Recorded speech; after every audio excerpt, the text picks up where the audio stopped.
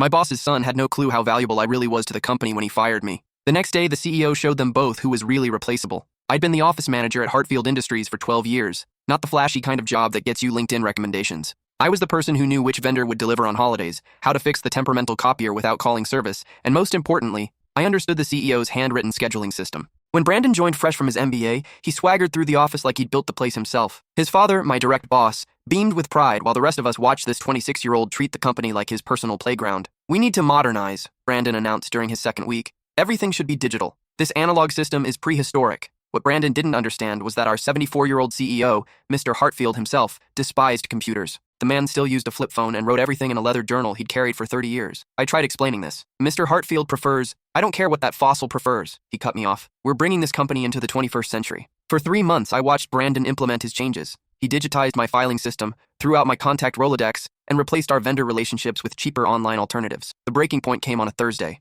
Brandon strutted to my desk with his father trailing behind. "We're eliminating redundancies," he announced. "Your position is outdated. Clear out by 5. His father couldn't even look at me. "But Mr. Hartfield's trip to Japan—" "We've got it covered," Brandon smirked. "Everything's in the cloud." I packed my spider plant while Brandon watched, ensuring I didn't take company property. After 12 years, I walked out with a banker's box and no severance. The next morning, my phone rang at 6:47 a.m. Mr. Hartfield. "Where the hell are you?" he barked. "I'm at the airport with no tickets, no itinerary, and no idea which airline I'm flying." I explained about being fired. The silence stretched so long I thought he'd hung up. "Those idiots," he muttered. "My office. 1 hour." When I arrived, Brandon and his father were already there. Through the glass, I could see the CEO's purple face. His assistant waved me in. "Tell them," Mr. Hartfield commanded, "about the Yamamoto meeting." I pulled out my personal notebook. "Mr. Yamamoto only meets Tuesdays, never after 2 p.m. Tokyo time. He's allergic to shellfish. His assistant handles preliminary negotiations, but you go through his wife for final approvals. She runs everything behind the scenes." Brandon laughed. "That's all in the digital—" "Show me,"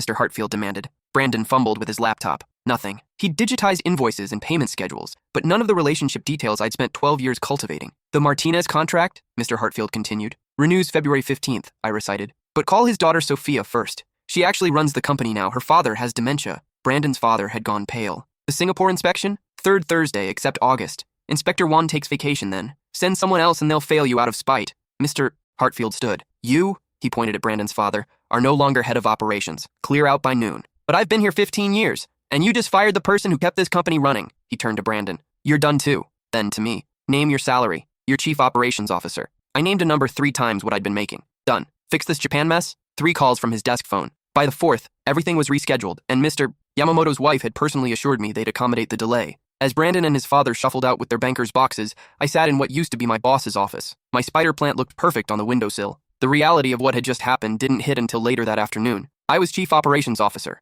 3 hours ago, I'd been unemployed. Now I was reporting directly to the CEO with an office that had actual walls instead of a cubicle partition and a salary that would let me finally fix the leak in my apartment ceiling. Mr. Hartfield's assistant, Patricia, knocked on my doorframe around 2. "Mr. Hartfield wants the executive team briefed by 4, she said. "Conference room A. Executive team." I was on the executive team now. "What should I brief them on?" I asked. Patricia smiled. It was the first genuine smile I'd seen from her in months. "Everything they don't know," she said, which is apparently most of it. I spent the next 90 minutes pulling together notes. Not from any digital system, but from my personal notebook, the one I'd kept in my desk drawer for 12 years. The one Brandon had been too arrogant to confiscate when he fired me. Every relationship quirk, every vendor preference, every unwritten rule that kept Hartfield Industries running smoothly. The conference room was full when I walked in. 7 executives, all men, all over 50. They'd worked alongside me for years, but had never actually seen me. I was the person who scheduled their meetings and ordered their lunch. Background noise. Now I sat at the table. Mr. Hartfield didn't waste time. "This is your new COO, he said. "She knows more about how this company actually works than everyone in this room combined. I suggest you listen." The VP of Sales, Gerald, leaned back in his chair. "With all due respect." "Don't," Mr. Hartfield cut him off. "Don't say, 'with all due respect,' before you disrespect someone who just saved my ass from a catastrophic failure in Japan." Gerald's mouth closed. I opened my notebook. "The Yamamoto deal is rescheduled for next Tuesday. Mr. Hartfield, you'll fly out Sunday evening. Patricia has your itinerary. When you arrive, you'll be met by Mrs. Yamamoto's assistant, not Mr. Yamamoto's. This is intentional. She'll escort you to a tea ceremony at their home before any business discussions." "Tea ceremony?" Gerald scoffed. I continued without acknowledging him. "You don't drink the tea until Mrs. Yamamoto drinks hers. You compliment the garden, not the house. And you absolutely never, under any circumstances, mention their son. He's in prison for embezzlement. It's a family shame." The room went quiet. "How do you know this?" asked Raymond, the CFO. "Because I pay attention," I said. "Mrs. Yamamoto mentioned the garden in a phone call 4 years ago. Mr. Yamamoto's assistant told me about the tea ceremony protocol, and the son was in the news, but you have to read Japanese newspapers to catch it. You read Japanese? Raymond looked skeptical. No, but I have a vendor who does. I pay him $200 a year to summarize relevant articles about our major clients. Mr. Hartfield was grinning. The Martinez contract, I continued. It renews in February, but Sophia Martinez has been dropping hints for 6 months that she wants to renegotiate terms. She's mentioned it during 3 separate calls, always casually, always at the end of conversations. She's testing whether we're listening. What kind of terms? Asked Leonard, VP of Manufacturing. She wants faster delivery times. Her father promised customers 2-week turnaround. Sophia knows that's impossible with our current production schedule. She's willing to pay 15% more for 1-week turnaround on rush orders. Leonard was already calculating. We could do that if we adjusted the Singapore schedule. Exactly, I said. Which brings me to Inspector Wan. I spent the next hour walking them through everything. The systems Brandon had destroyed, the relationships his father had neglected, the institutional knowledge that lived in my head and nowhere else. When I finished, Mr. Hartfield stood. Questions? Silence. Good. She reports to me. You report to her on anything operational. Meeting adjourned. As everyone filed out, Raymond lingered. That was impressive, he admitted. But you should know, people are going to be unhappy about this. You jumped several levels in one day. I didn't jump anything, I said. I got fired for doing my job too well, and Mr. Hartfield recognized it. He nodded slowly. Fair enough, but watch your back. Brandon's father has friends here. He left me alone in the conference room with my notebook and a sinking feeling in my stomach. I'd won the battle, but the war was just beginning. That night, I called my sister. You're the what? She shrieked. Chief Operations Officer. Of the company that fired you yesterday? The CEO rehired me at a higher position. Much higher. My sister laughed so hard she snorted. That's the most ridiculous thing I've ever heard. I'm so proud of you. I slept terribly that night. My brain kept replaying the conference room meeting, analyzing every expression, every pause. Raymond's warning echoed. By Monday morning, I knew he was right. My new office had been vandalized. Nothing major, just petty. Someone had unplugged my computer over the weekend, and the potted plant Patricia had brought me was tipped over, soil everywhere. I cleaned it up without mentioning it to anyone. The morning executive meeting started at 8. I arrived at 7:45. Gerald was already there, talking quietly with 2 other executives. They stopped when I walked in. Morning, I said. Nods. No words. Mr. Hartfield started the meeting by announcing I'd be restructuring the operations department. We've been running on autopilot too long, he said. Time to fix what's broken. After the meeting, Gerald cornered me by the coffee station. You realize Brandon's father is calling everyone? He said.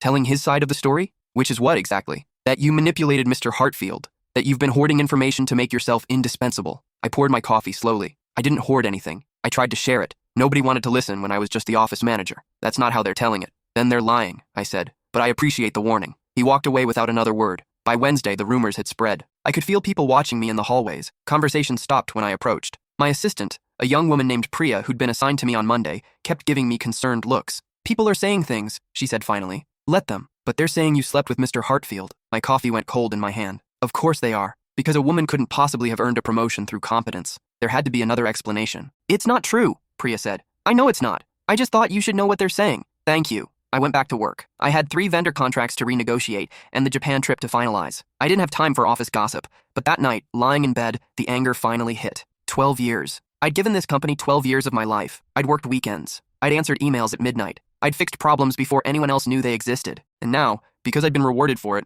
I was a manipulative seductress. The next morning, I wore my best suit, the one I'd been saving for special occasions. I walked into the office at 7:30, went straight to Mr. Hartfield's office, and knocked. Come in. He was writing in his journal, leather binding worn from decades of use. We need to address the rumors, I said. He didn't look up. What rumors? That I slept with you to get this position. His pen stopped moving. Who's saying that? Does it matter? He finally looked at me and I saw something dangerous flash in his eyes. Yes, I don't want you to fire anyone else, I said. That'll just make it worse. But I need you to make a statement, clear and public, about why you promoted me. He closed his journal. You have a plan? Yes. Tell me. I outlined it over the next 30 minutes. He listened without interrupting, occasionally nodding. When I finished, he smiled. You're better at this than I thought. I've had 12 years to watch how this company works. I know where the bodies are buried. Good, he said. Let's dig them up. The all-hands meeting was scheduled for Friday at noon. Attendance was mandatory. Mr. Hartfield rarely called these meetings, maybe twice a year, so everyone knew it was significant. The conference center filled up quickly. I sat in the front row, watching familiar faces file in. Some avoided eye contact. Others stared too long.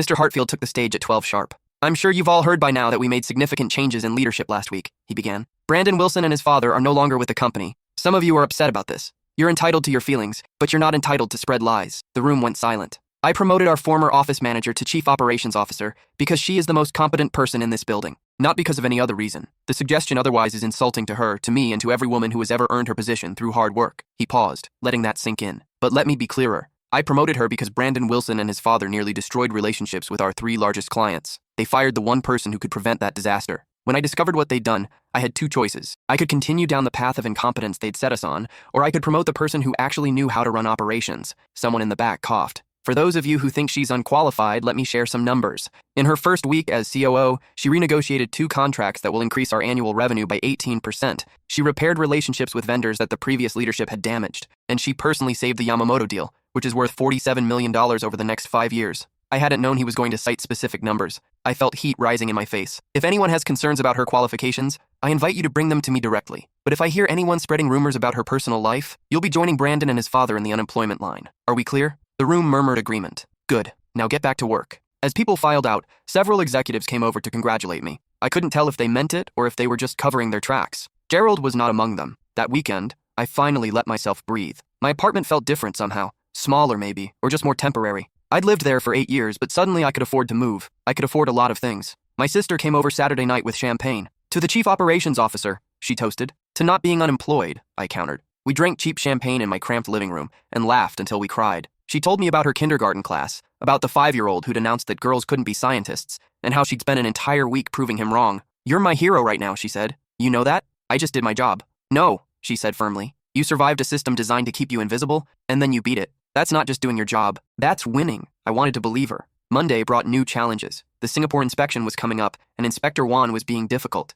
He'd heard about the leadership changes and was using it as leverage to demand additional certification documentation that wasn't actually required. I spent 3 hours on the phone with his office, navigating the bureaucracy with careful patience. By the end, he'd backed down, but I could tell he was testing me, seeing if I was really as knowledgeable as my predecessor. More knowledgeable, actually, because I'd been the one who'd built that relationship in the first place. Tuesday brought the first real crisis. One of our manufacturing lines in Ohio shut down due to equipment failure. Leonard called me at 6 a.m, panic in his voice. We're dead in the water, he said. The part we need is back-ordered for 6 weeks. What part? He told me. I was already flipping through my notebook. Call Jerry at Precision Manufacturing in Detroit. Tell him I sent you. He keeps overstock of that part for emergencies. How do you know that? Because 3 years ago, he mentioned it during a conversation about supply chain redundancy. I wrote it down. Leonard called back 2 hours later. You're a miracle worker. Jerry's sending the part today. We'll be back online by Thursday. Not a miracle, just a good memory. But word spread quickly. The COO had saved them from a 6-week shutdown with a single phone call. My credibility started shifting from suspicious to grudgingly respected. The Japan trip went perfectly. Mr. Hartfield called me from Tokyo at 3 a.m. my time.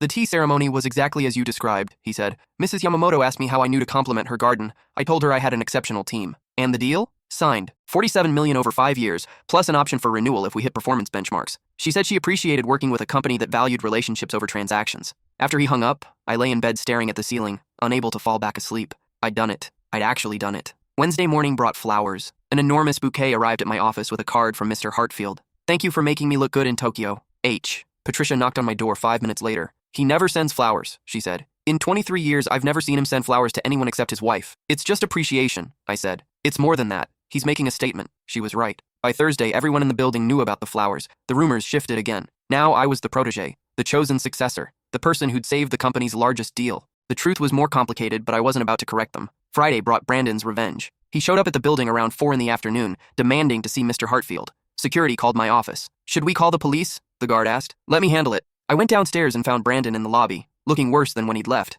Unshaven, rumpled suit, desperation in his eyes. You can't be here, I said. I need to see Mr. Hartfield. He's not available. You did this, he hissed. You turned him against me. I didn't have to turn him against you. You did that yourself when you fired the person keeping this company functional. I was modernizing operations, making things more efficient. You were destroying relationships built over decades because you were too arrogant to understand their value. He stepped closer, and the security guard moved forward. You're going to regret this, Brandon said. Is that a threat? It's a fact. My father has connections. You think this is over? I looked at him calmly. Your father had connections here. Past tense. He burned them when he let you fire me. And you know what I learned in 12 years of being invisible? Powerful people don't care about you when you stop being useful. Brandon's face went red. Escort him out, I told the guard, and add him to the banned list. If he comes back, call the police. As they led him away, he shouted back at me. You're nobody. You'll always be nobody. Patricia was waiting by the elevator when I got back upstairs. You okay? Yeah. He looked unhinged. He's desperate. People do stupid things when they're desperate. But that night, I installed an extra lock on my apartment door. The next 2 weeks were relatively calm.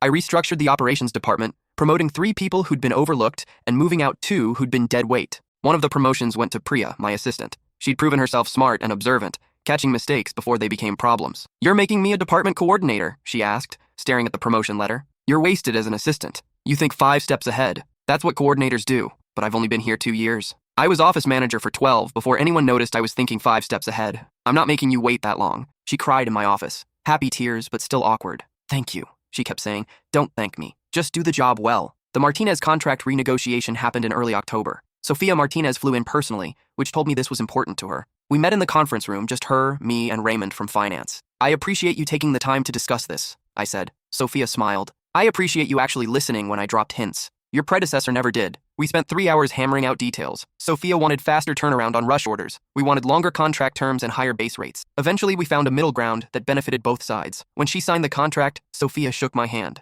My father told me never to trust people who don't remember the small things, she said. You remember everything. That's rare. After she left, Raymond turned to me. I owe you an apology. When Mr. Hartfield promoted you, I thought he was making a mistake. I was wrong. You were protecting the company. I don't blame you for being skeptical. Still, you've earned this position twice over. November brought the annual investor meeting. Mr. Hartfield wanted me to present the operations overview. This would be my first time speaking to the board of directors and major shareholders. I spent 2 weeks preparing, not just the presentation, but anticipating every possible question. I knew these people. I'd scheduled their calls for years. I knew their concerns before they voiced them. The day of the presentation, I wore a navy suit my sister had helped me pick out. Professional but not trying too hard. Confident but not aggressive. The boardroom was intimidating. Floor-to-ceiling windows overlooking the city. A massive mahogany table. 14 board members and 30 major shareholders watching me as I set up. Mr. Hartfield introduced me briefly. Our new COO will walk you through operational improvements we've implemented this year. I started with the Yamamoto deal, $47 million over 5 years, then the Martinez renegotiation, then the manufacturing crisis we'd averted. One board member, an older woman named Dr. Chen, interrupted. These all seem to rely heavily on personal relationships. What happens if you get hit by a bus? I'd been waiting for this question. That's exactly the problem we're fixing, I said.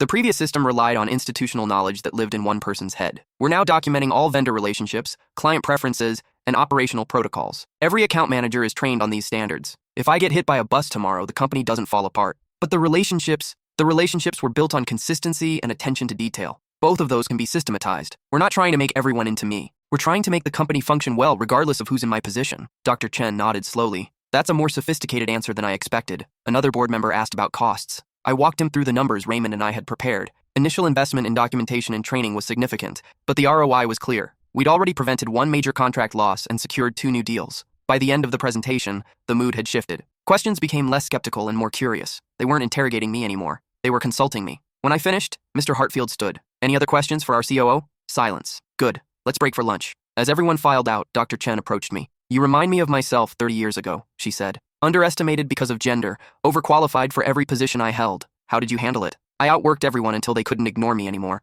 Looks like you're doing the same. I don't know if I'm outworking them or just paying attention. Same thing, she said. Most people don't pay attention. They're too busy trying to look important. She handed me her card. Call me if you ever want advice or a job. I sit on 5 boards, always looking for competent people. After she left, Mr. Hartfield pulled me aside. That went well, better than expected. Dr. Chen doesn't give out her card lightly. You impressed her. I just told the truth. That's why she was impressed. December was chaos. 3 major clients wanted to finalize contracts before year-end for tax purposes. Our manufacturing schedule was packed, and 2 key employees in operations gave notice, both leaving for competitors. I spent the first week of December in crisis mode, working 14-hour days trying to keep everything from falling apart. The breaking point came on a Wednesday night around 9. I was still in the office eating cold pizza at my desk when Mr. Hartfield knocked on my door. Go home. I need to finish. Go home, he repeated. That's an order. I wanted to argue, but I was too tired. Tomorrow I want you to take the day off, he continued. The day after that, we're having a conversation about delegation. I know how to delegate. You know how to delegate tasks. You don't know how to delegate responsibility. There's a difference. He was right, but I was too stubborn to admit it.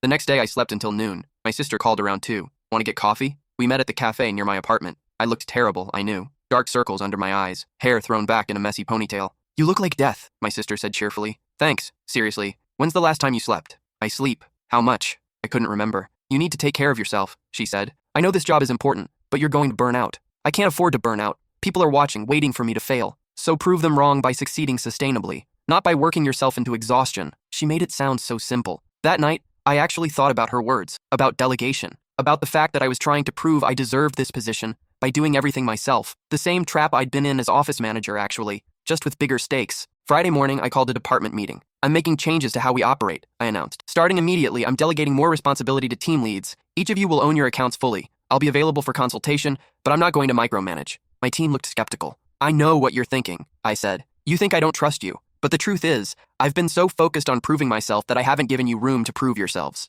That changes now. One team lead, an older guy named Dennis, raised his hand. What if we screw up? Then we fix it together. That's what a team does. Over the next 2 weeks, I forced myself to step back. Let my team leads handle client calls. Let them make decisions. It was terrifying at first, constantly waiting for disaster. But disaster didn't come. Instead, my team started flourishing. Dennis closed a deal I'd been struggling with for weeks. Priya caught a scheduling conflict that would have cost us thousands. Another coordinator streamlined our documentation process. They didn't need me to do everything. They needed me to trust them. By Christmas, I actually felt like a COO instead of a glorified office manager with a better title. The holiday party was at a downtown hotel. Open bar, sit-down dinner, the works. I almost didn't go, but Patricia convinced me. You need to be there, she said. You're part of leadership now. I bought a new dress. Black, professional but festive. My sister helped me with makeup, making me look human again. The party was already in full swing when I arrived. Executives clustered near the bar. Support staff filled the tables. Everyone seemed to have their place. I wasn't sure where mine was anymore. Mr. Hartfield found me near the dessert table. You look different, he said. Is that good or bad?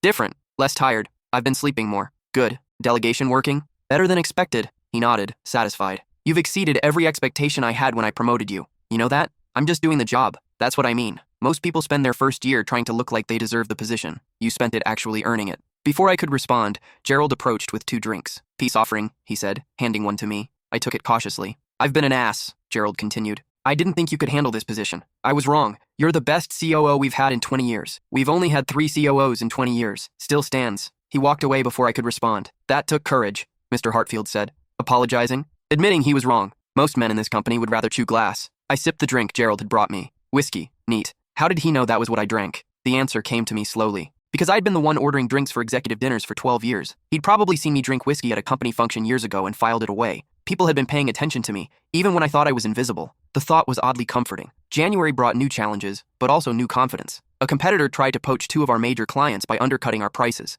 Instead of panicking, I called both clients directly. We've worked together for years, I said. You know we deliver quality consistently. Our competitor is offering lower prices because they cut corners. When they inevitably fail to deliver, what's your backup plan? Both clients stayed with us. One even signed a longer contract at a higher rate because they valued the relationship. In February, the Yamamoto deal hit its first performance benchmark ahead of schedule. Mrs. Yamamoto sent a personal note thanking me for the attention to detail. Mr. Hartfield framed it and hung it in the executive hallway. March brought the annual review process. I sat in Mr. Hartfield's office while he went over my performance metrics. Revenue up 22% and accounts you manage directly. Client retention at 97%, highest in company history. Team satisfaction scores improved by 40%. Cost savings from vendor renegotiations exceeded projections by 38%. He closed the folder. You've earned a raise. You just gave me a massive raise when you promoted me. That was for the position. This is for performance. He named a number that made my breath catch. That's too much. It's market rate for a COO at a company this size. I've been underpaying you because I thought you'd be satisfied with the promotion alone. I was wrong. I didn't know what to say. There's something else, he continued.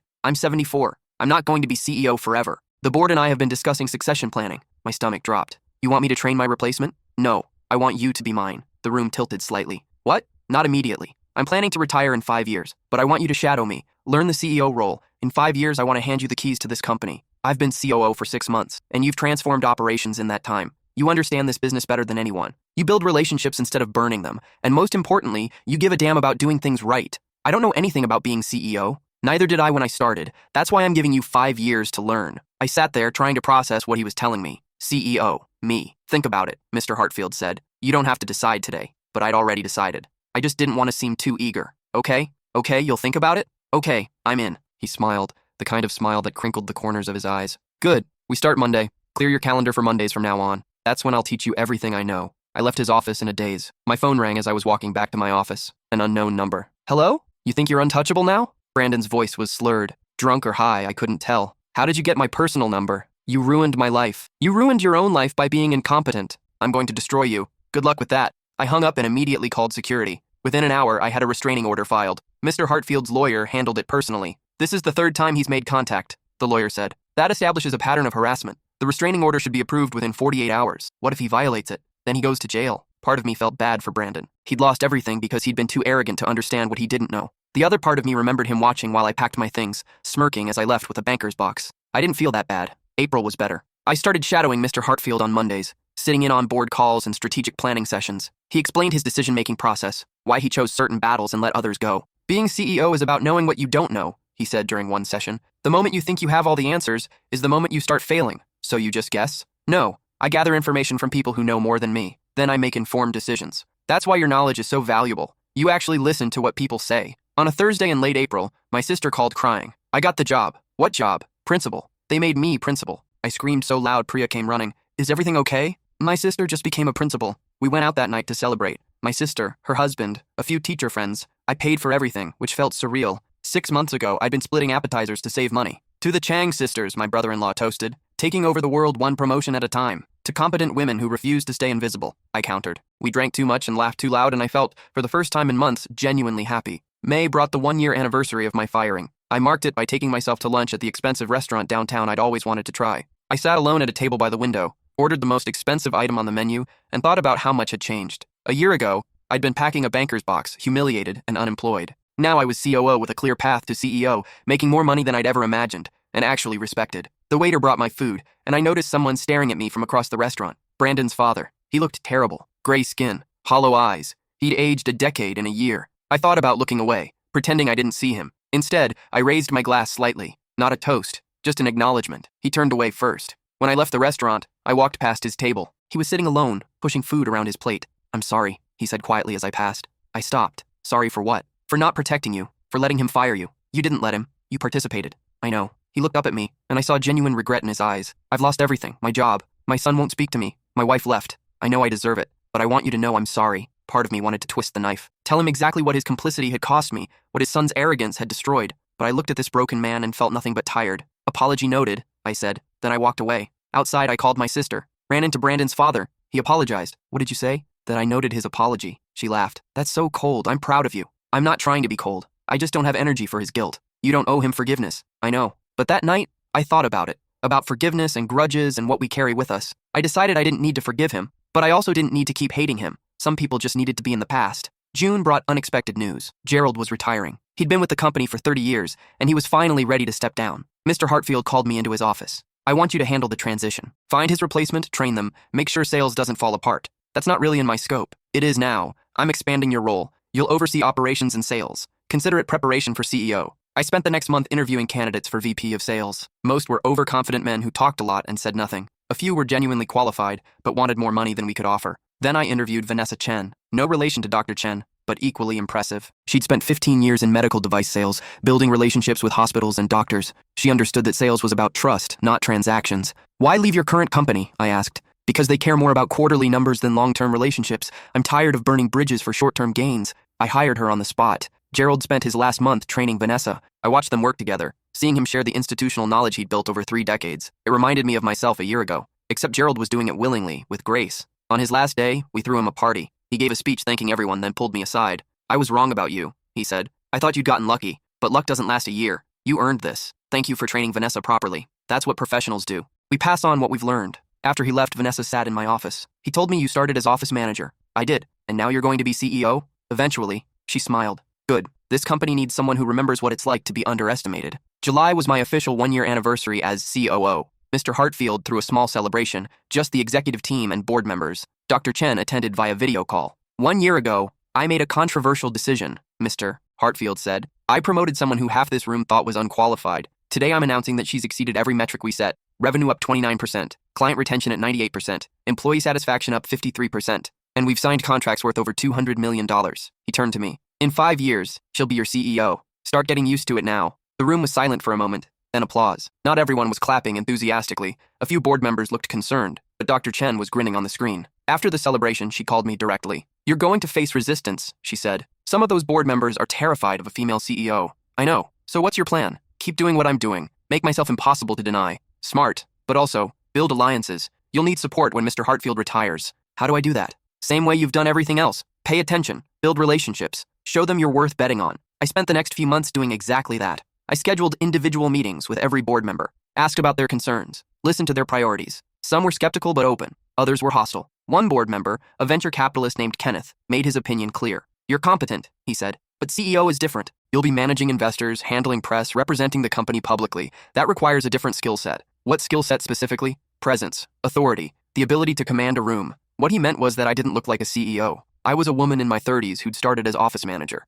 "I appreciate your concern," I said, "but I've been commanding rooms for the past year. The difference is you're actually paying attention now." His expression hardened. "Confidence is good. Arrogance is dangerous. Good thing I'm one and not the other." After that meeting, I told Mr. Hartfield about Kenneth's resistance. "Don't worry about him," Mr. Hartfield said. "He's always resistant to change, but he respects results. Keep delivering, and he'll come around. And if he doesn't, then we replace him. but let's try the easier path first. August brought crisis. A major shipment to Singapore was delayed due to customs issues. The client was furious, threatening to break the contract. Inspector Wan was personally overseeing the inspection, and he was being deliberately difficult. I flew to Singapore myself. When I arrived at Wan's office, he looked surprised. The COO came personally? This account matters to us. I wanted to resolve this face-to-face. We spent 3 hours going through paperwork. Every time he found a minor issue, I had documentation ready. Eventually, he ran out of objections. You are very thorough, he admitted. I learned from the best. The office manager who used to call me? That was me. His eyebrows raised. You're that office manager? I am. He laughed suddenly. You always remembered my vacation schedule. Always called at the right time. Always had answers ready. I should have known you'd move up. Does that mean you'll approve the shipment? Already approved. I was testing you. Wanted to see if the new COO maintained the same standards. I wanted to strangle him, but I smiled instead. Thank you for your diligence. The shipment cleared the next day. The client was satisfied, and one sent a personal email to Mr. Hartfield praising my professionalism. When I got back to the office, Mr. Hartfield was grinning. One never sends compliments. You must have really impressed him. He was testing me, and you passed. That's what matters. September brought another challenge. Training. Mr. Hartfield wanted me to understand every aspect of the CEO role. That meant learning finance beyond basic operations budgets, learning legal implications, learning crisis management. I spent Mondays shadowing him. Tuesdays with Raymond learning financial strategy, Wednesdays with our legal counsel, Thursdays reviewing crisis response plans. By October, my brain felt like it was going to explode. This is too much, I told my sister over dinner. You're learning 5 years of information in 5 months. Mr. Hartfield said I have 5 years to prepare. He's giving you the information now so you have 5 years to practice. There's a difference. She was right, but I was exhausted. Take a vacation, she suggested. I can't.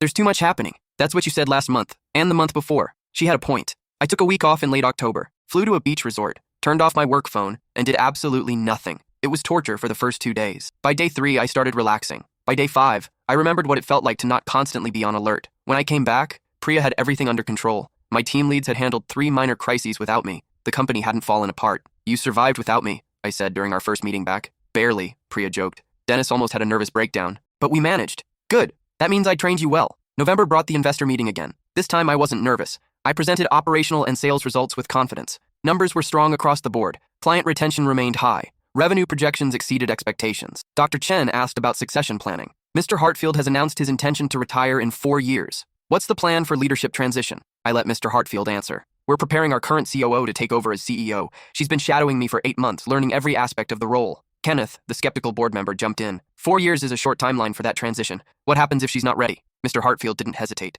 She's already ready. The 4 years is to make her excellent instead of just competent. I appreciated his confidence, even if I didn't entirely share it. After the meeting, Kenneth pulled me aside. I'm still not convinced, but I'll admit you've proven yourself more capable than I expected. Thank you, I think. Don't thank me yet. When you're CEO, I'm going to hold you to the same standards as any male CEO. Higher, probably. Fair or not, that's reality. I wouldn't want it any other way. He nodded, something like respect in his eyes. December was calmer than the previous year. We closed out the fiscal year with strong numbers. Holiday party was at the same hotel. I wore a different dress, blue this time, and actually enjoyed myself. Gerald attended as a retiree. He looked relaxed, happy. Vanessa had exceeded his sales numbers in her first quarter. You made a good choice, he told me. You trained her well. I trained her the way you trained your team, by trusting them to handle things. The party wound down around midnight. Mr. Hartfield found me near the coat check. Good year, he said. Very good year. Ready for the next one? As ready as I'll ever be. That's the spirit. I went home that night feeling genuinely optimistic. January of the second year started with a bomb. Mr. Hartfield had a heart attack. Patricia called me at 5 in the morning. He was in the hospital, stable but serious. The doctors were running tests. I was at the hospital within an hour. His wife, Helen, was in the waiting room. I'd met her a few times at company events, but we'd never really talked. He's asking for you, she said. For me? He wants to talk about the company. He's worried. They let me see him for 10 minutes. He looked pale, older somehow, with wires and tubes attached. Don't let them panic, he said immediately. I won't. Board meeting today at 4. You're running it. You just had a heart attack, which is why I can't be there. Patricia has the agenda. Raymond will help with financials. You handle everything else. What if I mess it up? You won't. You've been ready for this for months. You just didn't know it. The board meeting was surreal. I sat in Mr. Hartfield's chair, looking at 14 board members who were all staring at me with various levels of concern. Mr. Hartfield is stable, I began. Doctors expect a full recovery, but he'll be out for at least 6 weeks. In his absence, I'll be overseeing daily operations and strategic decisions. That's highly irregular, Kenneth said. It's also necessary. We have 3 major contracts closing this month and 2 product launches. We can't afford to pause leadership. Dr. Chen spoke up via video. I support this. We've been preparing her for CEO. Consider this a trial run. The room debated for 30 minutes. Finally, they voted. 10 in favor, 4 opposed. I had temporary CEO authority until Mr. Hartfield returned. The next 6 weeks were the hardest of my life. I was effectively running the company while also visiting Mr. Hartfield in the hospital, managing my existing COO responsibilities, and dealing with board members who questioned every decision. The first contract almost fell apart. The client was nervous about Mr. Hartfield's absence. "We've worked with him for 20 years, they said, "and I've been managing your account for 5 years before that. You just didn't know it." I showed them documentation. Every call, every preference, every detail I'd maintained. By the end of the meeting, they signed. The second contract went smoother. The third was a nightmare of negotiations, but we closed it. Both product launches happened on schedule. By February, I was running on 4 hours of sleep and spite. My sister staged an intervention. "You're going to end up in the hospital next to Mr. Hartfield." "I'm fine." "You're not fine. You're running yourself into the ground trying to prove you can do this." "Because I have to prove it. If I fail now, they'll never give me another chance." "And if you collapse from exhaustion?" She had a point. I started delegating more. Vanessa took over sales strategy entirely. Raymond handled all board financial reports. Priya coordinated operations. I focused on strategic decisions and major client relationships. It worked. Sort of. Mr. Hartfield came back to the office in late February. Part-time at first, just mornings. The doctors had told him to reduce stress, which was impossible for a CEO, but he was trying. "How bad was it?" he asked during our first meeting back. "Not terrible. Lost some sleep. Questioned my sanity a few times." "The board?" "Kenneth voted against me. The other 3 opponents came around after the first contract closed." He smiled. "You did well. Better than I would have in my first crisis. I had good training. You had good instincts. Training just helped you trust them." March brought the formal announcement. Mr. Hartfield called an all-hands meeting. The conference center was packed. "3 months ago, I had a heart attack," he began. "During my recovery, our COO stepped into an acting CEO role. She closed 3 major contracts, launched 2 products, and kept this company running smoothly. Today, I'm announcing that my retirement timeline is accelerating. In 18 months, she will officially become CEO." The room was silent. "I know this is earlier than planned, but my health scare made me realize something. I'm 75 years old. I've given 50 years to this company. It's time to step back and let the next generation lead." He turned to me. "Stand up." I stood, feeling everyone's eyes on me. "This is your CEO," he said. "Start treating her like one." The applause was louder than I expected. Not universal, but loud enough. After the meeting, at least 20 people came up to congratulate me. Some I knew well, others I'd barely talked to. One of them was Brandon's father. "I know I don't have a right to say this," he said, "but I'm proud of you. My son and I screwed up badly. You turned it into an opportunity. That takes real strength. Thank you. For what it's worth, I tell everyone who'll listen what really happened. How you saved the company. How we nearly destroyed it. Why? Because it's the truth, and because maybe someone else will learn from our mistake." He walked away before I could respond. April through December were a blur of transition. Mr. Hartfield gradually handed over responsibilities. First, strategic planning, then board management, then investor relations. By September, I was effectively CEO in everything but title. The official transition happened on January 2nd. Mr. Hartfield's retirement party was bittersweet. He'd built this company over 50 years. Walking away couldn't be easy. During his speech, he got emotional. "I'm leaving this company in the best hands possible," he said. "She knows more about how it runs than I ever did. She cares more about doing things right than looking good. And she'll take Hartfield Industries further than I ever could." I gave my speech next, trying not to cry. Mr. Hartfield gave me a chance when no one else would. He saw value where others saw redundancy. Everything I've accomplished is because he believed in me before I believed in myself. The next day, I walked into the CEO's office. My office now. I sat behind the massive desk, looking at the walls where Mr. Hartfield had hung awards and photos from 50 years of leadership. Patricia knocked on the door. "Your 9 o'clock is here. Send them in." As I stood to greet my first meeting as CEO, I noticed my spider plant on the windowsill. It had grown a lot in 2 years. The first board meeting as official CEO was intimidating. Not because I didn't know what I was doing. By then, I'd been running the company for months, but the title made it official. There was no more temporary or acting. This was permanent. Kenneth started with his usual skepticism. "What's your vision for the company moving forward?" I'd prepared for this. Growth through relationships, not just transactions. We've built this company on trust and consistency. My vision is to scale that model, expand into new markets while maintaining the quality that made us successful. That's the same strategy Mr. Hartfield used. It's the strategy that works. I'm not changing things just to make my mark. I'm building on what's proven effective. Dr. Chen smiled. Refreshing. Most new CEOs want to reinvent everything immediately. I'm not most CEOs. The meeting went smoothly after that. We discussed expansion plans, reviewed financial projections, and approved a new manufacturing facility in Texas. As everyone filed out, Kenneth lingered.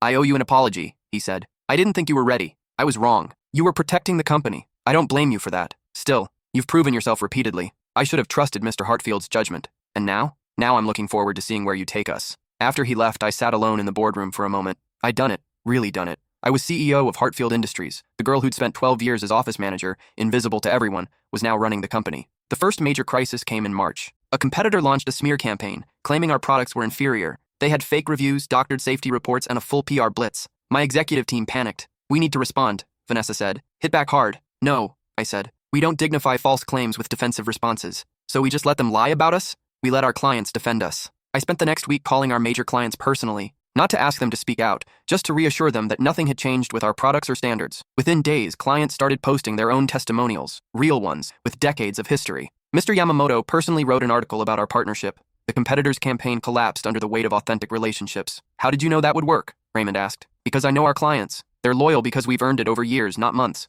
June brought personal news. My sister was pregnant. You're going to be an aunt, she said, crying happy tears. Does this mean I have to be responsible? You're CEO of a major company. I think you're already responsible. We went shopping for baby things, and she asked the question I'd been avoiding. Are you happy? What kind of question is that? A serious one. You've accomplished something incredible, but are you actually happy? I thought about it. I'm satisfied. Proud. Vindicated, maybe? That's not the same as happy. She was right, but I didn't know what to do about it. Work was fulfilling. My team was strong. The company was thriving, but something was missing. I realized I'd spent 3 years proving I deserved this position. I'd never actually considered what I wanted beyond it. July brought a surprise. Dr. Chen called me personally. I'm stepping down from 3 of my boards. I'm recommending you for 2 of them. Me? You're exactly what these companies need. Young enough to understand modern markets, experienced enough to avoid stupid mistakes, and competent enough to ask the right questions. I joined both boards by August. Suddenly, I wasn't just CEO of Hartfield Industries. I was shaping strategy for 2 other major companies. My sister was horrified. You just got promoted to CEO and you're taking on more work? It's 2 board meetings a month. That's not the point.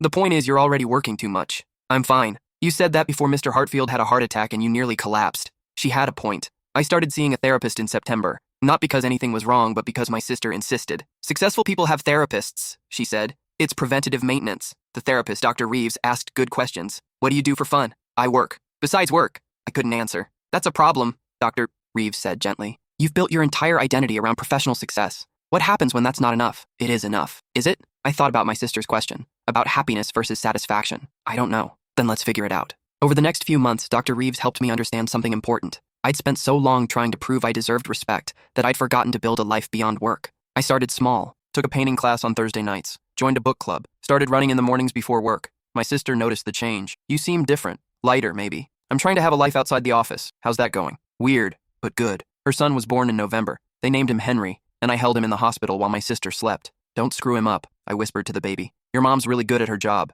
She doesn't need you causing problems. Henry yawned. Good talk, I said. The annual investor meeting in December was different this time. I'd been CEO for almost a year. The company had grown 17%. Client retention remained above 95%. We'd expanded into 3 new markets successfully. Kenneth asked the question I'd been expecting. What's next? You've proven you can maintain what Mr. Hartfield built. What's your plan for innovation? I pulled up a presentation I'd spent months developing. We're launching a new division focused on sustainable manufacturing. Our clients are increasingly concerned about environmental impact. We're going to lead that transition instead of following it. I walked them through projections, investment requirements, and expected returns. By the end, even Kenneth looked impressed. This is ambitious. This is necessary. We either lead the change or get left behind. The board approved the initiative unanimously. After the meeting, Dr. Chen pulled me aside. That was a CEO move, not maintaining what exists, but pushing forward. You've found your voice. I'm still figuring it out. We all are. That's what makes it interesting. The holidays were different that year. I actually took time off, real time off, not just checking emails from home. My sister hosted Christmas. Henry was 6 weeks old and screaming constantly, but I held him anyway. This is your aunt, my sister said to the baby. She runs a company with 500 employees, but she still shows up when you need her. Of course I do. Someone has to teach him how to negotiate. He's 6 weeks old. Never too early to start. We laughed until Henry started crying again. That night, driving home through empty streets, I thought about the last 3 years. I'd gone from fired office manager to CEO, from invisible to indispensable, from barely paying rent to more money than I knew what to do with. But the thing I was most proud of? I'd done it by being exactly who I'd always been. I hadn't changed my personality or pretended to be someone else. I'd just finally been in a position where people had to pay attention. January marked 3 years since I'd been fired. I marked it the same way as before. Expensive lunch at the downtown restaurant. This time, no one stared. No one looked surprised to see me there. I'd become exactly what I'd claimed to be all along. Someone who knew how companies actually worked. February brought new challenges. The sustainable manufacturing division was proving more expensive than projected. 2 major clients were nervous about the transition timeline. I spent a week in meetings, adjusting projections and reassuring clients. This is growing pains, I told my executive team. Every innovation goes through this phase. What if we can't deliver? Priya asked. Then we adjust.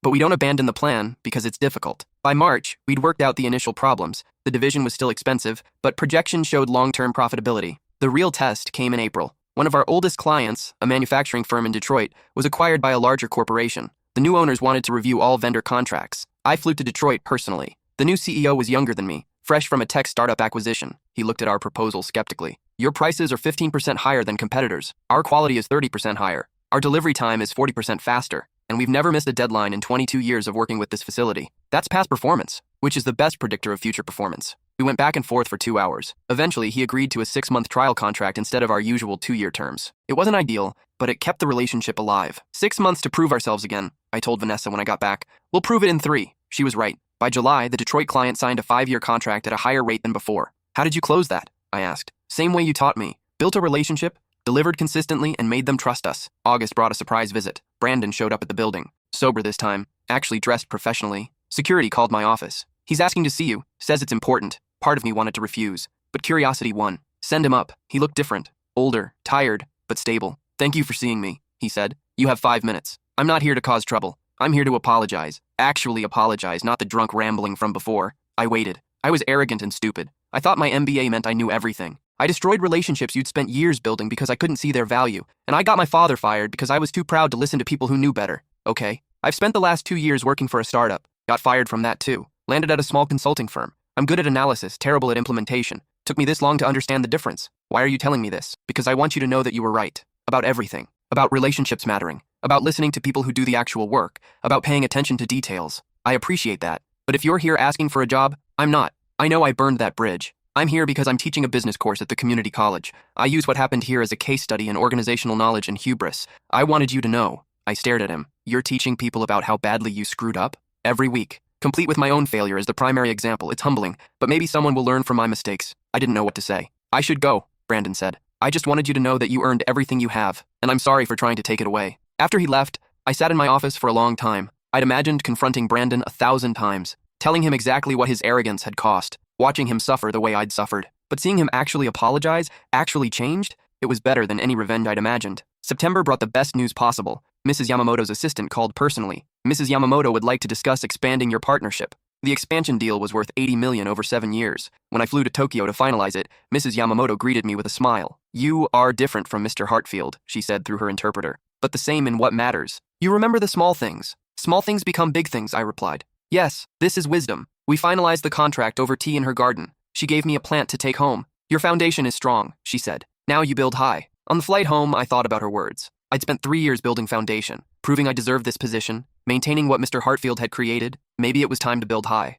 October brought that opportunity. A major competitor went bankrupt. Their client list was available for acquisition. My executive team was excited. This is perfect, Vanessa said. We could double our market share. Or we could overextend and destroy what we've built, I countered. We spent 2 weeks analyzing which clients were worth pursuing. Not just profitable ones, but ones that matched our values and standards. In the end, we pursued 6 of their largest clients. We landed 4. Revenue increased by 32% almost overnight. The board was ecstatic. Kenneth personally called to congratulate me. This is the kind of strategic thinking we need. You saw an opportunity and seized it without being reckless. I learned from watching Mr. Hartfield. Take calculated risks, not stupid ones. November brought personal growth. I met someone at my sister's dinner party, an architect named Colin who made me laugh and didn't seem intimidated by my job. CEO, huh? He said. That must be stressful. Sometimes, but I'm good at it. I believe it. You have that look. What look? Like you know exactly what you're doing and won't apologize for it. We started dating. Nothing serious at first, just dinners and movies. But it was nice to have something in my life that wasn't work-related. My sister was thrilled. Finally, I was worried you'd married the company. I'm still married to the company. This is just dating on the side. That's not how relationships work. It's how mine works. But I made an effort. I took weekends off sometimes, let my team handle things without me hovering, trusted that the company would survive if I wasn't constantly watching. December brought the investor meeting again. 3 years as COO, 1 year as CEO. I presented growth numbers, expansion plans, and sustainability initiatives. The results spoke for themselves. Revenue up 43% since I took over. Client retention at 97%. Employee satisfaction at record highs. Dr. Chen asked the question I'd been waiting for. What's your 5-year vision? I pulled up my final slide. Expand into international markets. Launch 3 new product lines focused on sustainable manufacturing. Grow revenue to $800 million while maintaining quality and relationships. And mentor the next generation of leadership so I'm not the only one who knows how this company works. Ambitious, Kenneth said. Necessary, I replied. The board approved everything. After the meeting, Mr. Hartfield found me in the hallway. He'd attended as a board emeritus, mostly just watching. You've done well, he said simply. I learned from the best. No, you learned from me, but you became something different, something better. I maintained what my father built. You're actually innovating. The company needed both. Every company does. But innovation is harder. It requires believing in something before anyone else sees it. We stood there for a moment, former CEO and current CEO. Thank you, I said, for seeing something in me when no one else did. I didn't see something in you. I saw what was already there. Everyone else was just blind. That night I went home and found Colin cooking dinner in my kitchen. How was the big meeting? He asked. Good. Board approved everything. You don't sound excited. I am. Just tired. He pulled me into a hug. You're allowed to be tired and successful. They're not mutually exclusive. Everyone expects me to be on all the time. Everyone's expectations aren't your responsibility. Simple words, but they hit hard. I'd spent 3 years meeting everyone's expectations, proving I deserved this, showing I could handle it. Maybe it was time to just do the job without constantly proving myself. January marked the 4th anniversary of being fired. I didn't go to the expensive restaurant this time. Instead, I took the day off and spent it with my sister and nephew. Henry was over a year old now, walking and babbling constantly. Say CEO, I told him. No, he said clearly. My sister laughed. He knows the important word. We played in the park while she told me about school politics and difficult parents. How do you deal with people who question your authority? She asked. I prove them wrong until they stop questioning. That sounds exhausting. It is. But Colin said something that helped. Everyone's expectations aren't my responsibility. She nodded thoughtfully. That's good advice. I should use that with helicopter parents. You should use that with everyone. That night, I thought about the last 4 years. The anger and humiliation of being fired. The vindication of being promoted. The struggle to prove myself. The gradual realization that I'd already proven enough. I'd spent 4 years in survival mode. Maybe it was time to move into growth mode. February brought that opportunity. A major corporation approached us about acquisition. They wanted to buy Hartfield Industries for over $1 billion. The board was divided. This is life-changing money, one member said. This is destroying what we've built, another countered. I sat quietly, listening to arguments from both sides. Finally, Kenneth asked what I thought. Mr. Hartfield spent 50 years building this company. I've spent 4 years earning the right to lead it. Selling now would be giving up just when we're positioned for real growth. But $1 billion is a lot of money. But this company isn't just about money. It's about relationships, quality, and doing things right. The acquiring company doesn't care about any of that. They care about market share and quarterly returns. Dr. Chen spoke up. I agree. We'd be destroying something valuable for short-term profit. The board voted 8-6 against selling. After the meeting, Kenneth pulled me aside. That took guts. A lot of people would have taken the money. I didn't get this far by taking the easy path. Clearly, March brought unexpected validation. I was invited to speak at a business conference about organizational knowledge and leadership transitions. Standing on stage in front of 500 people, I told my story. About being invisible for 12 years. About being fired. About turning that into an opportunity. The thing about being underestimated, I said, is that people stop paying attention. They assume you're not important, so they don't watch what you're learning. By the time they realize their mistake, you know more than they ever did. The applause was overwhelming. Afterward, at least 30 people approached me with similar stories. Assistants who knew more than their bosses. Coordinators who actually ran departments. People who were invisible but essential. You give us hope, one woman said. Give yourself hope, I replied. Document everything. Build relationships. Make yourself impossible to replace. Then when they try to get rid of you, they'll realize they can't. That night, Colin met me for dinner. How was the conference? Good. Lots of people with similar experiences. You're becoming a role model. The thought made me uncomfortable. I'm just someone who got lucky and worked hard. You're someone who refused to stay invisible. That's not luck.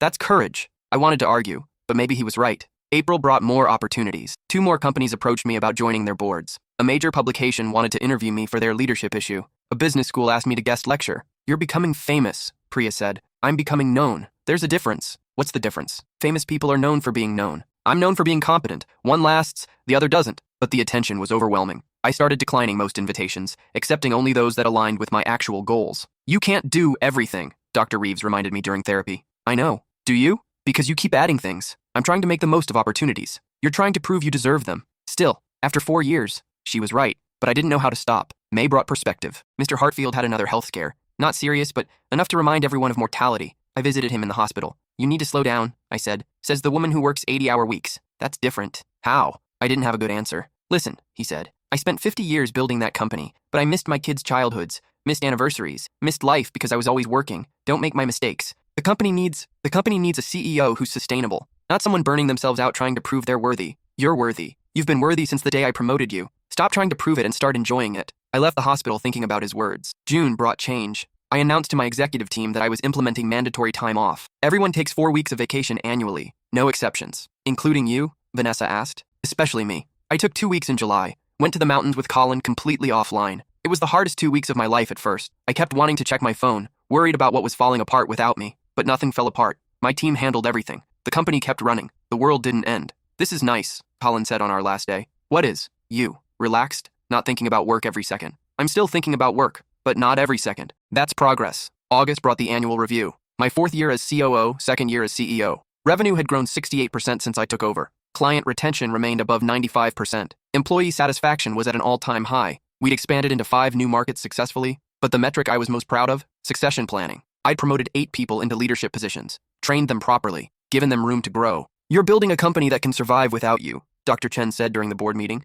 That's the goal. I don't want to be indispensable. I want to lead a team of capable people. Kenneth smiled. That's the difference between managers and leaders. Managers make themselves necessary. Leaders make themselves expendable. September brought news, Colin proposed. We were at dinner, nothing fancy, when he pulled out a ring. I know you're married to your job, he said, but there's room for both of us if you want. I said yes before he finished asking. My sister cried when I told her. I didn't think you'd ever let someone in. I didn't think I had room. And now? Now I'm figuring out how to have both. Work and life. That's growth. The wedding was small. just family and close friends. Mr. Hartfield attended, looking healthy again. I'm proud of you, he said during the reception. Not for the company's success, for building an actual life. You told me to. People rarely take that advice. You did. October brought reflection. 5 years since I'd been fired. 2 years since I'd become CEO. I'd accomplished more than I'd ever imagined. But the thing I was most grateful for wasn't professional success. It was learning that my value didn't depend on constantly proving myself. I was competent. I'd earned my position, and I could enjoy that instead of always fighting for the next thing. November brought new challenges, but I handled them differently. A major client threatened to leave. Instead of panicking, I had a calm conversation about their concerns, offered reasonable solutions, and let them decide. They stayed. A competitor launched another smear campaign. Instead of stressing, I let our reputation speak for itself. It did. The manufacturing division hit technical problems. Instead of micromanaging, I trusted my team to solve them. They did. I'd finally learned what Mr. Hartfield had tried to teach me from the beginning. Leadership wasn't about doing everything yourself. It was about building a team that could do everything well. December brought the investor meeting. I presented 5-year projections, growth strategies, and sustainability initiatives. But I also presented something new. I'm announcing a formal mentorship program. We'll identify promising talent at all levels and provide training for leadership positions. The goal is to ensure that competent people are visible, not invisible. The room was silent for a moment. Then Dr. Chen started clapping. That's how you change a culture. Not just succeeding yourself, but making sure others can succeed too. The board approved unanimously. After the meeting, several junior employees approached me. Is the mentorship program real? One asked. Very real. How do we apply? You don't. We identify people who are already doing excellent work but haven't been recognized. Then we give them opportunities. Like what happened to you. Exactly like what happened to me. That night, Colin and I sat in our apartment, looking at the city lights. You did it, he said. Did what? Everything. You went from fired office manager to CEO. You built a life beyond work. You created programs to help others. You actually did it. I thought about that. 5 years ago, I'd packed a banker's box and walked out of Hartfield Industries, humiliated and unemployed. Now I was CEO, happily married, and working to ensure the next generation didn't have to fight as hard as I did to be seen. Yeah, I said. I guess I did. My spider plant, still sitting on the windowsill, had grown massive. It needed a bigger pot, but I kept it in the original one. A reminder that growth happens even in small spaces, if you're patient and persistent enough. The next morning, I walked into Hartfield Industries as CEO. Not trying to prove anything, not fighting for recognition, just doing the job I'd earned, surrounded by a team I'd built, in a company I'd helped transform. And for the first time in 5 years, I felt genuinely, completely content, not because I'd reached some pinnacle of success, but because I'd finally learned that being excellent didn't require being exhausted, that leadership didn't require sacrifice, that I could be competent, respected, and happy, all at the same time. It had taken 5 years, a heart attack, 2 corporate crises, countless sleepless nights, and 1 very persistent sister to learn that lesson. But I'd learned it, and that was worth more than any promotion, raise, or recognition could ever be. I sat down at my desk, looked at my calendar full of meetings and decisions and responsibilities, and smiled. Not the smile of someone trying to prove they belong, but the smile of someone who knows, without question, that they do. Brandon had been wrong about one thing. That day he'd threatened me in the lobby. He'd said I was nobody. He'd said I'd always be nobody. But here's what he didn't understand. I'd never been nobody. I'd just been invisible. There's a difference. Nobody has nothing to offer. Invisible people have everything to offer. They're just waiting for someone to actually look. Mr. Hartfield had looked, and everything else followed from that single moment of recognition. 5 years later, I made sure to look too. At the assistants who knew more than their bosses, at the coordinators who quietly kept departments running, at the people doing excellent work in small spaces, waiting for someone to notice. I noticed, and I gave them the same chance Mr. Hartfield had given me, because that's what real leadership is. Not hoarding knowledge and power, but sharing it with people who've earned it, even if no one else has noticed yet. My phone buzzed with a text from my sister. Henry just said your name. Well, sort of. It sounded like, Tio, we're calling it close enough. I smiled and texted back. Tell him his aunt the CEO says hi. You're never going to get tired of saying that, are you? Probably not. And honestly, I'd earned the right to enjoy it every single day.